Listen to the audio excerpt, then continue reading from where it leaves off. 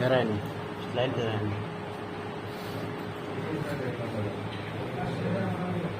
আচ্ছা, শুরুতে সবাইকে জানাচ্ছি স্বাগতম। কেমন আছেন আপনারা?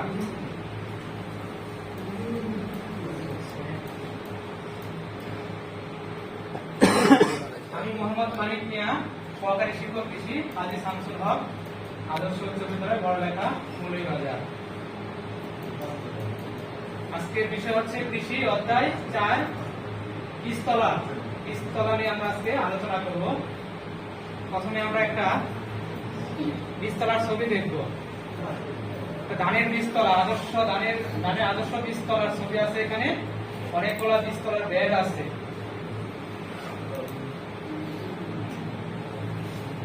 শিকল ফল, এই সেশন থেকে আমরা কি কি জানতে পারবো? বীজতলা কাকে বলে, বীজতলার প্রকারভেদ এবং বীজতলা তৈরি ও পরিচর্যা সম্পর্কে আমরা জানতে পারবো, কিভাবে বীজতলা তৈরি করতে হয়। বীজতলা কাকে বলে, বীজতলার সংজ্ঞা।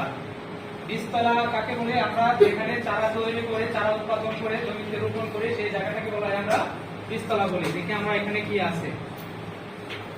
বীজতলা এমন একটি জায়গা যেখানে বীজ বপন করে বিশেষ যত্নের মাধ্যমে চারা উৎপাদন করা হয়, তাকে বীজতলা বলা হয়।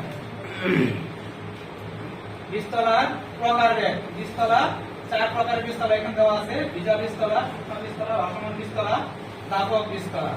এক এক ফসলের জন্য এক এক রকম বীজতলা ব্যবহার করা থাকে। ধানের জন্য বীজা বীজতলা অথবা রবি মৌসুমে কিছু ফসল আছে শুকনো বীজতলা তৈরি করা হয়।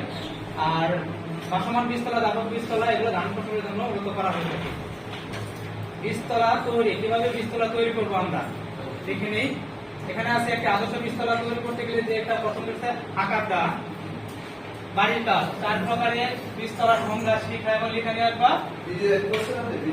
ভিডিও এটাতে সাপোর্ট করে না, আমি ওই যে কম্পিউটার থেকে করছি, ডেস্কটপ থেকে। পরে এখান থেকে এখানেই করে নিয়েছি।